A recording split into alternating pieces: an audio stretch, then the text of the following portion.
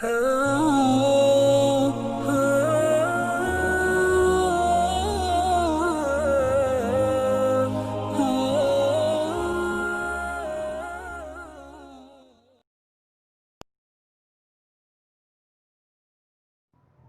بن عبد الرحمن رضی اللہ تعالیٰ عنہ کہتے ہیں کہ میں نے حضرت معاویہ سے سنا،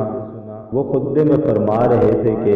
میں نے آپ صلی اللہ علیہ وآلہ وسلم کو یہ فرماتے ہوئے سنا کہ جس شخص کے ساتھ اللہ بھلائی کا ارادہ کرے اسے دین کی سمجھ عنایت فرما دیتے ہیں، اور میں تو مختصر تقسیم کرنے والا ہوں، دینے والا تو اللہ ہی ہے، اور یہ امت ہمیشہ اللہ کے حکم پر قائم رہے گی، اور جو شخص ان کی مخالفت کرے گا انہیں نقصان نہیں پہنچا سکے گا، یہاں تک کہ اللہ کا حکم قیامت آ جائے اور یہ عالم فنا ہو جائے۔